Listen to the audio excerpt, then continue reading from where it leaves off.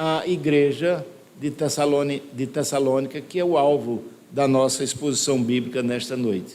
Eu vou ficar olhando ali para o relógio para não me delongar bastante, mas abra sua Bíblia na primeira epístola aos Tessalonicenses, capítulo 1, versículo de 1 a 10. Enquanto vocês abrem, eu já vou lendo para a gente não perder tempo. Diz assim: Paulo, Silvano, Timóteo, à igreja dos Tessalonicenses, em Deus Pai e no Senhor Jesus Cristo, graça e paz a vós outros.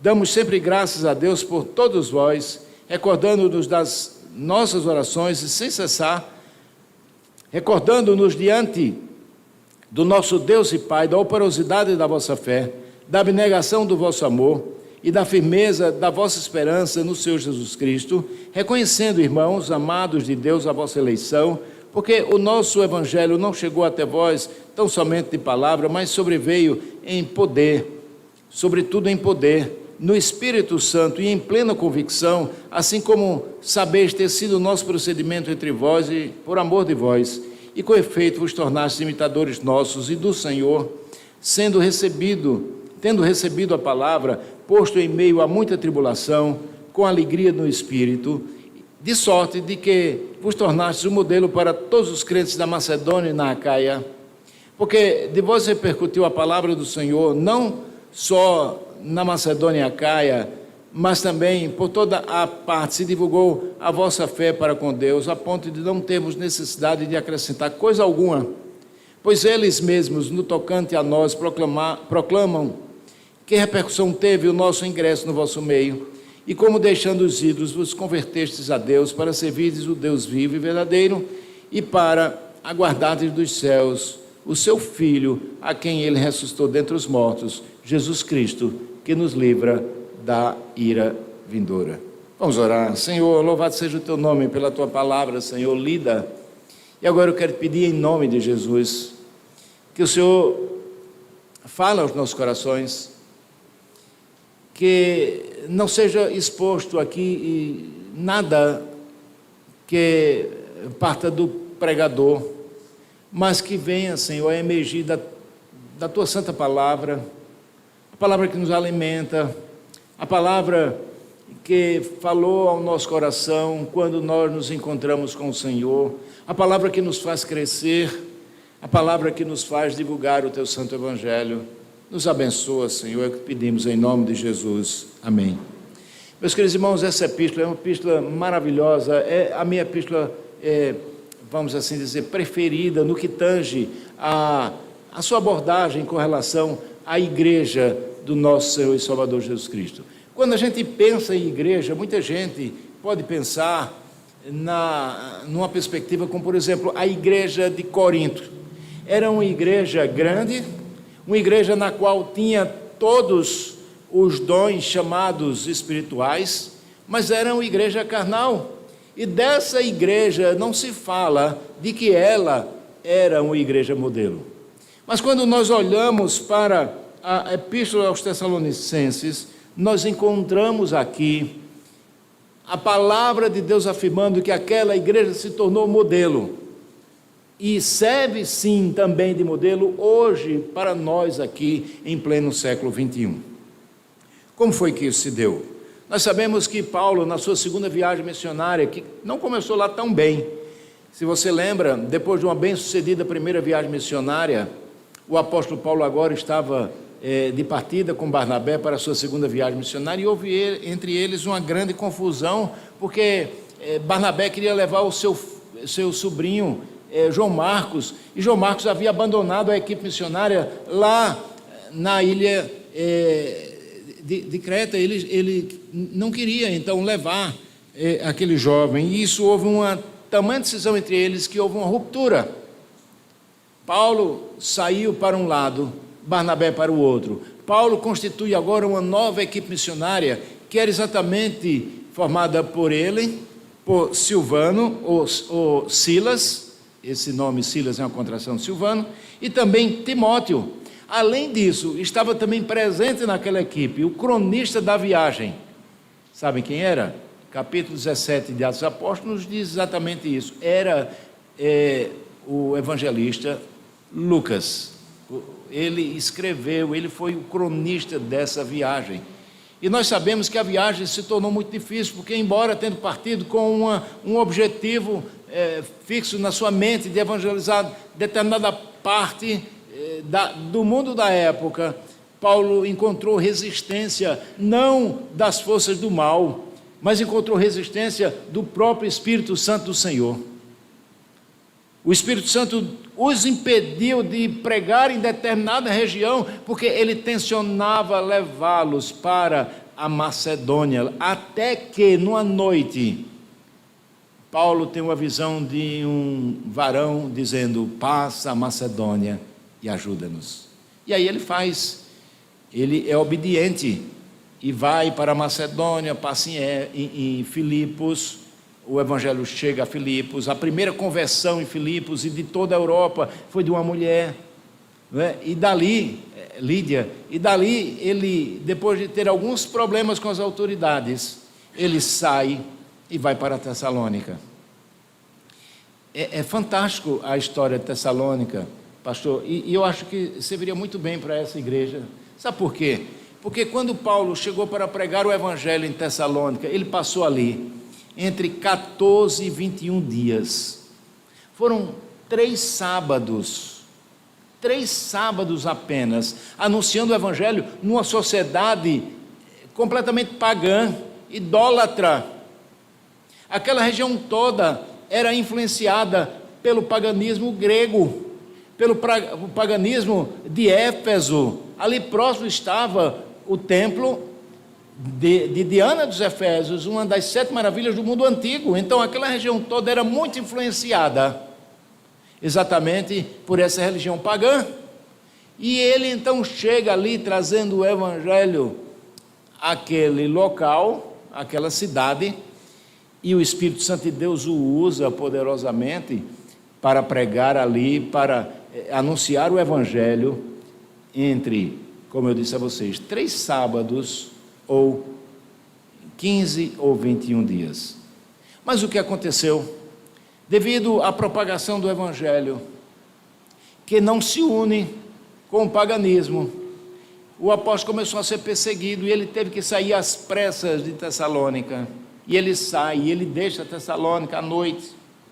E podemos ver pelos escritos neotestamentários de que Paulo, preocupado então com aquela igreja, com aqueles irmãos que ele havia anunciado e que haviam se convertido ao evangelho, ele tenciona mandar de volta, e você vai ver isso no capítulo 2 dessa epístola, que ele manda Timóteo de volta a Tessalônica para saber o que foi que houve ali, o evangelho vingou ou não vingou.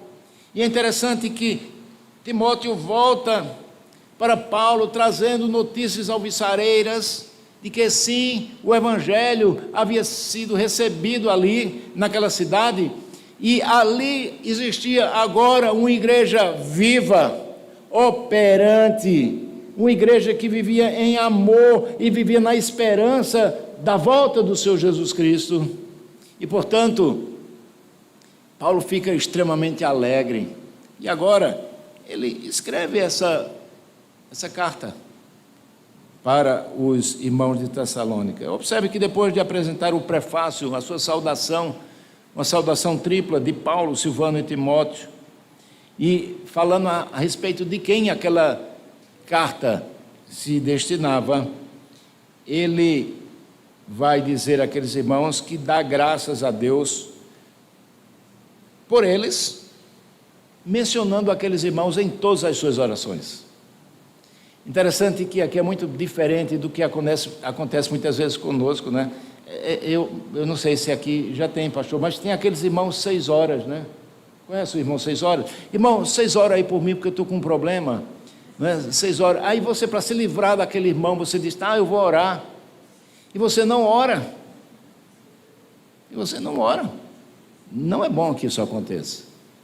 Mas você vê aqui que Paulo, ao dizer que ora por aqueles irmãos constantemente, ele está fazendo isso inspirado pelo Espírito Santo. Portanto, de fato, ele orava por aquela igreja em todas as suas orações. Isso é muito importante. de nós destacarmos. E ele faz então aqui no versículo 3, meus queridos irmãos, ele vai fazer o uso da chamada virtude teologal, ou tríade paulina, que é exatamente o uso das palavras fé, esperança e amor, só que, desta vez, ele vai utilizar essas palavras adjetivadas. Observe a primeira delas, porque ele vai dizer: eu recordo-me diante do nosso Deus e Pai, em primeiro lugar, da operosidade da vossa fé. Paulo, quando orava por aqueles irmãos, eles lembravam que a fé daqueles irmãos, ele lembrava que a fé daqueles irmãos era uma fé operosa, viva, não era uma fé estática, mas era operosa. O que é que isso significa? Significa que aquela igreja, ela crescia, ela se multiplicava.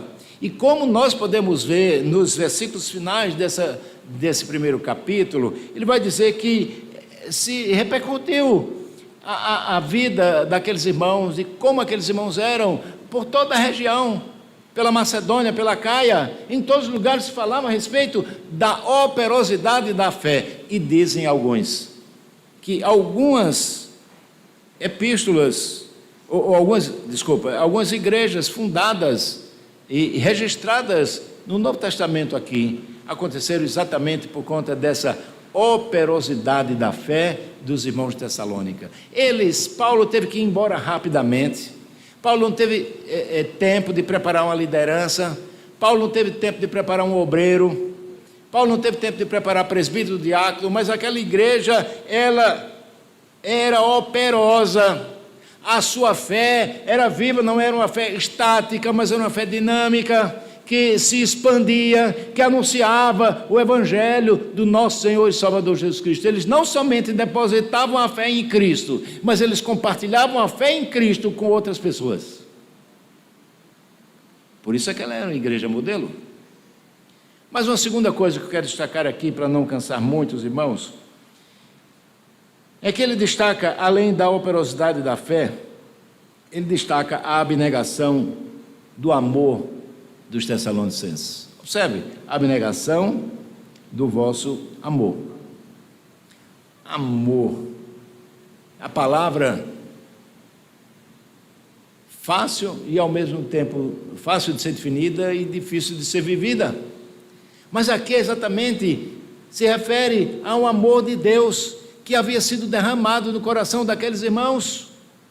E eles, mesmo num tempo tão curto, eles haviam aprendido com o nosso Senhor Jesus Cristo a amar ao próximo como a eles mesmos. Eles viviam então em união, eles viviam então em amor. E a ideia aqui do amor abnegado é que eu não buscava, por exemplo, se eu lá estivesse, eu não buscava em primeiro lugar os meus interesses, mas em primeiro lugar era o interesse dos demais. Atos 2, e 42 a 47 nos fala sobre isso. Perseveravam na doutrina dos apóstolos, na comunhão, no partir do pão, nas orações. E eles viviam de tal forma que não havia necessitado entre eles, porque eles vendiam as suas propriedades e distribuíam com todos aqueles irmãos. Tinham tudo em comum. E o texto finaliza dizendo que dia a dia ia se multiplicando o número dos que iam sendo salvos. Então a igreja que tinha uma fé viva, dinâmica, operosa, era uma igreja que também operava em amor, dividia o amor com os demais. Talvez alguns aqui lembrem de uma frase antiga, acho que Edivanildo vai lembrar, que eu gostava muito de dizer, que a felicidade ela fica mais completa quando você divide-a com alguém.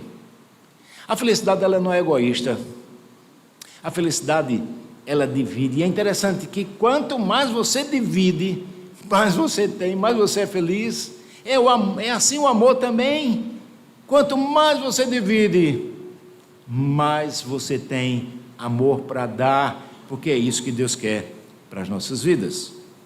Mas uma outra coisa aqui, meus queridos irmãos, que eu quero destacar em terceiro lugar, é que além da operosidade da fé, além da abnegação do amor, nós podemos destacar aqui que Paulo diz, se refere à firmeza da vossa esperança em nosso Senhor Jesus.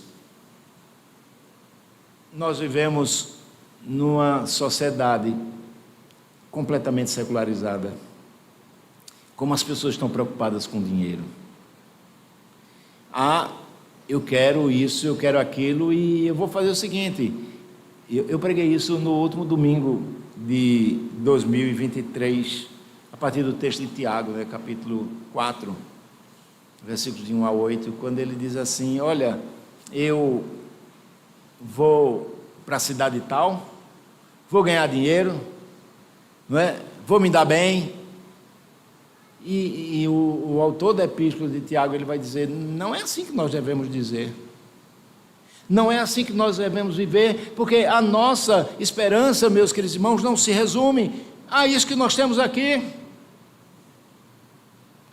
Hoje mesmo foi sepultada em Recife uma jovem mãe, 36 anos, se eu não me engano, mãe de 3 filhos, 2 filhos gêmeos de 1 ano, faleceu.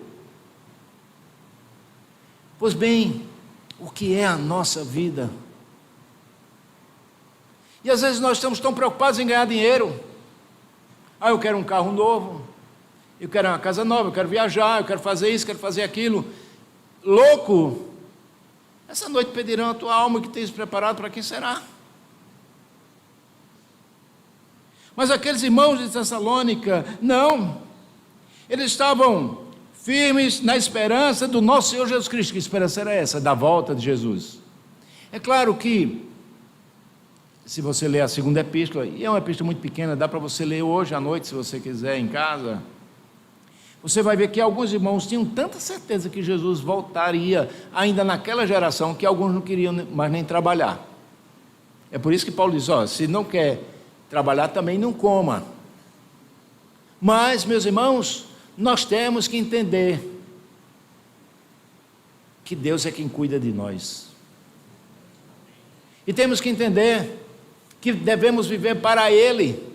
Lemos hoje aqui em Romanos capítulo 8, versículo 36, porque dele, para Ele e por Ele são todas as coisas. Glória, pois, a Ele eternamente. Amém. Mas nós estamos tão presos a isso aqui. O próprio apóstolo Paulo, escrevendo no capítulo 15 da primeira epístola aos Coríntios, vai dizer: se a nossa esperança se limitar a essas coisas terrenas, nós somos os mais infelizes de todos os homens. Sabe por quê? Porque a gente nem, usando uma expressão popular, nem curtiu a vida, e não vai ter nada. Mas nós sabemos que não é assim. Nós sabemos que nós temos uma vida por vir. E como crentes nós precisamos nos focar nisso. Mas, meus queridos irmãos,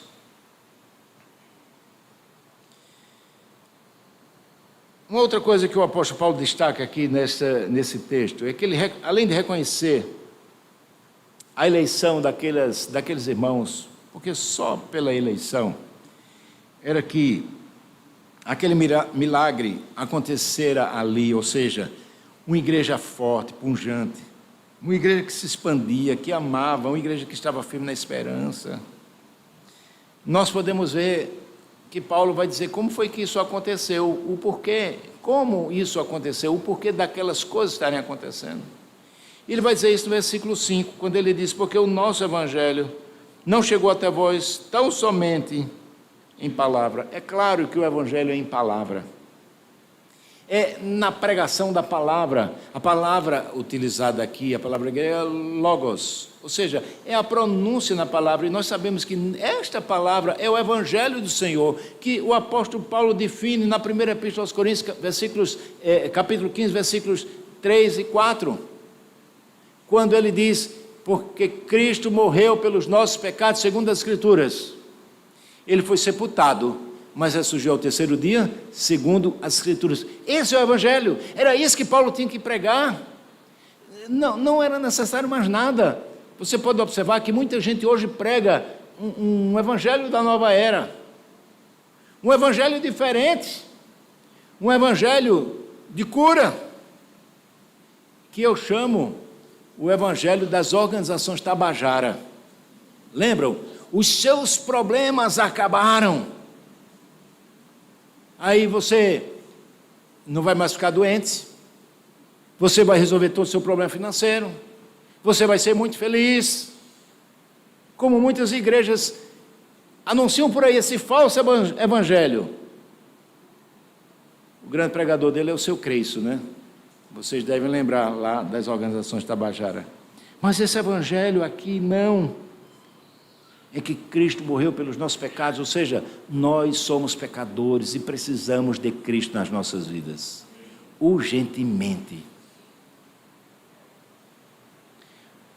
Mas observe que ele diz que esse evangelho chegou a ele não somente em palavra, mas sobretudo no poder do Espírito Santo. Essa palavra aqui, essa poder, é aquela que é traduzida aqui para a nossa língua como sendo dinamis, ou seja, uma dinamite.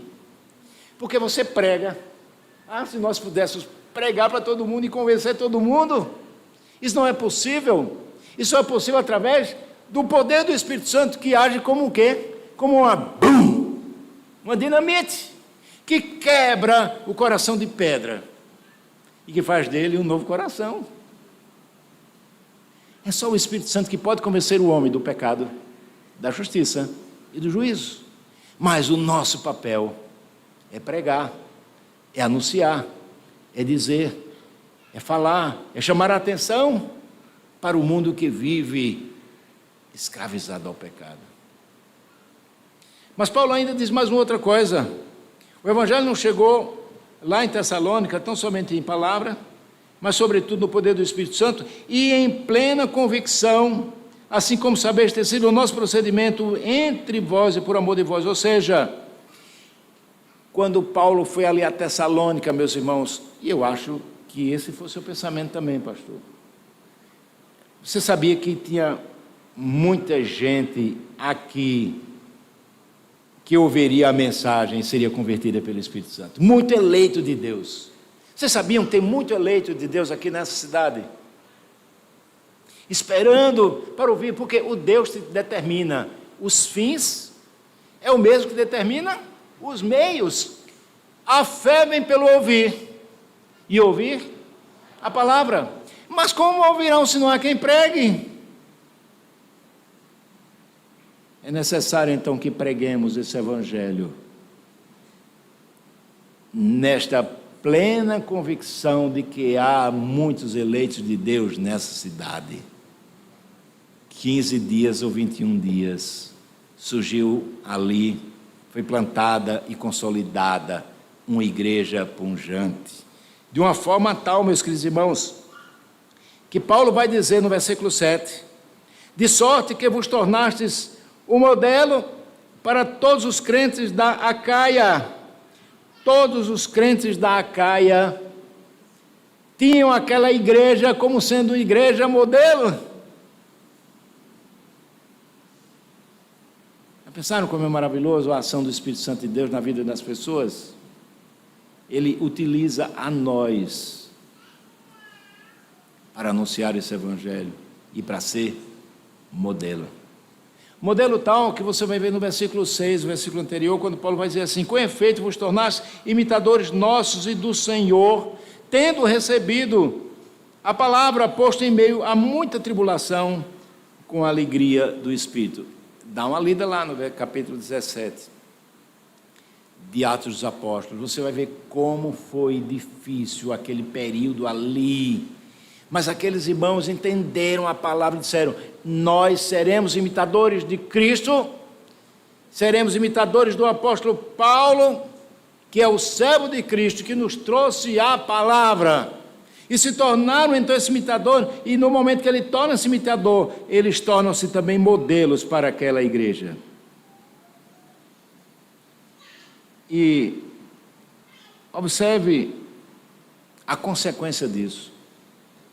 A consequência disso é que o apóstolo Paulo escreve dizendo assim: porque de vós repercutiu a minha palavra, a palavra do Senhor, não só na Macedônia e Acaia, mas também por toda a parte se divulgou a vossa fé para com Deus, a tal ponto, presta atenção que ele diz aqui, a tal ponto de não termos necessidade de acrescentar coisa alguma. Para Tessalônica, para Corinto, Paulo escreve mais de 2 vezes, né? Porque quando ele fala lá no capítulo 5, ele diz: eu já escrevi a vocês sobre isso, né? A chamada carta severa e tantas outras coisas, né? E então ele escreve dando instruções: ó, vocês estão errando nisso.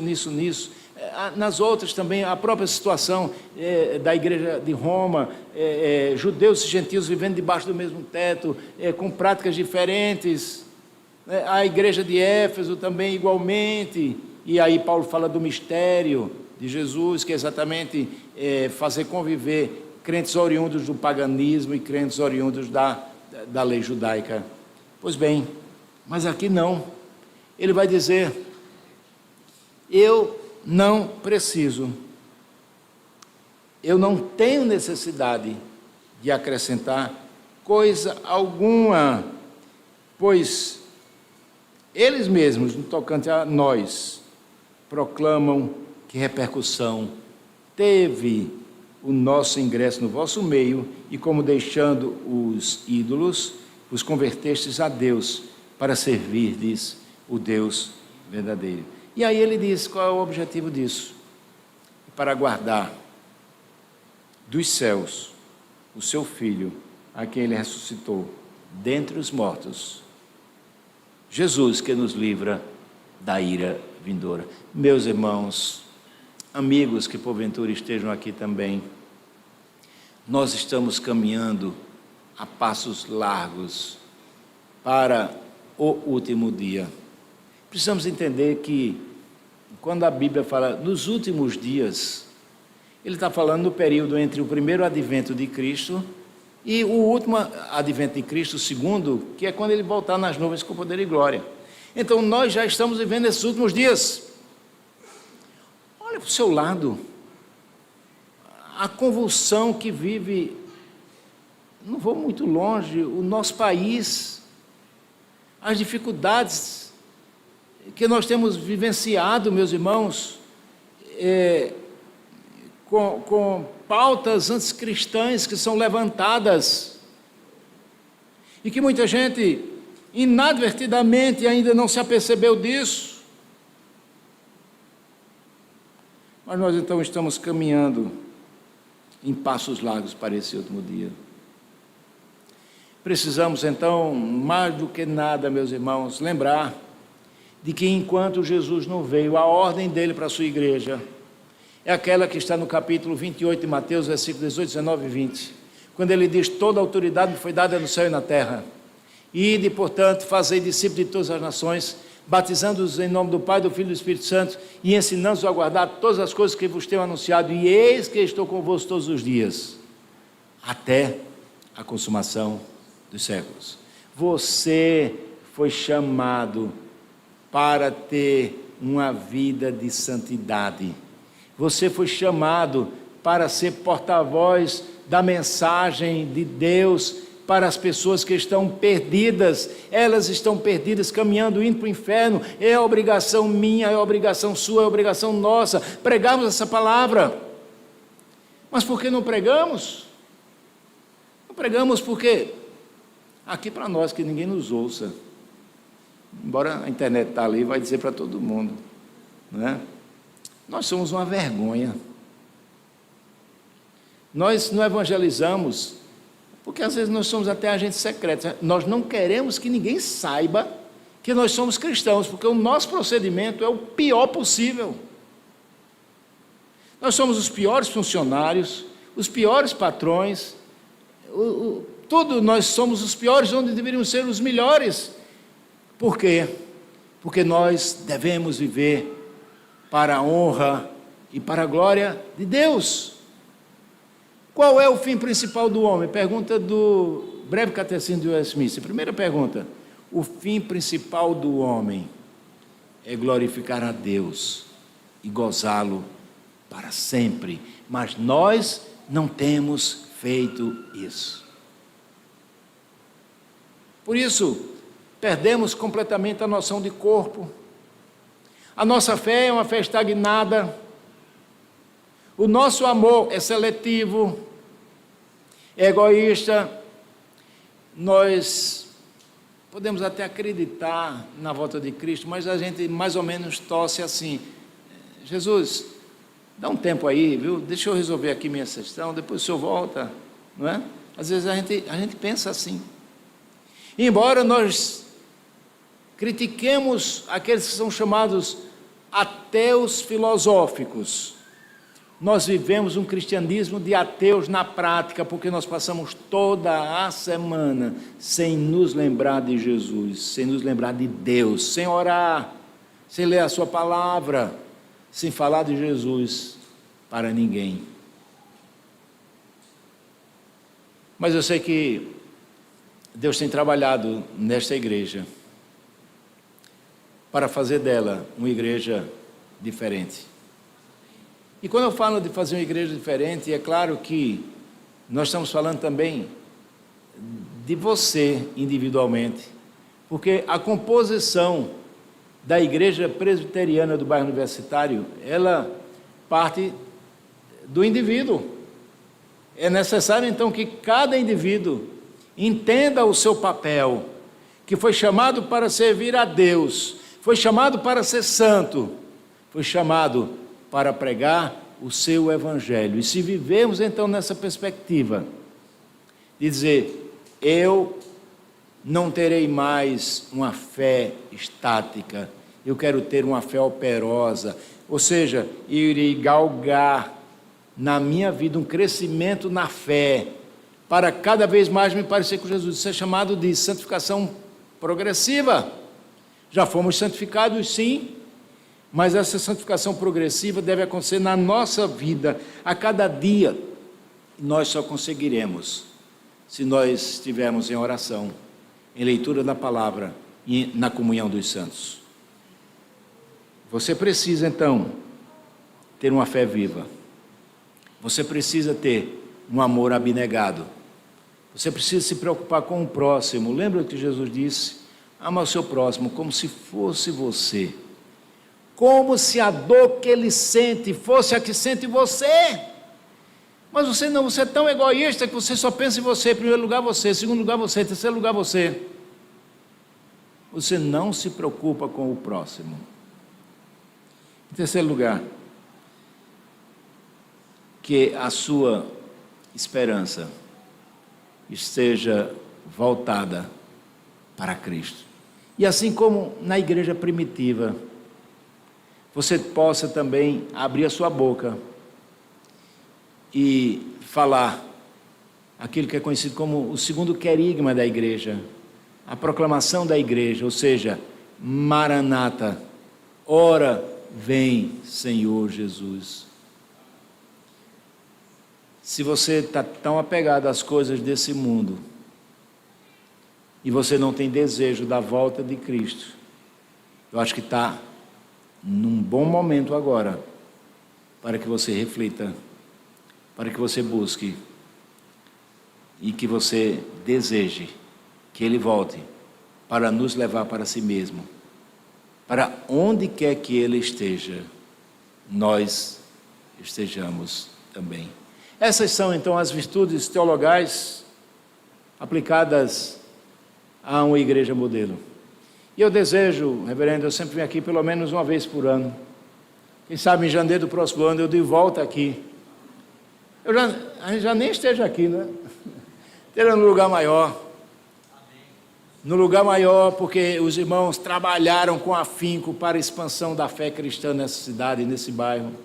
Os irmãos trabalharam com afinco para compartilhar as necessidades dos santos uns dos outros, e os irmãos continuam firmes na esperança da volta do nosso Senhor e Salvador Jesus Cristo, que nos livra da ira vindoura.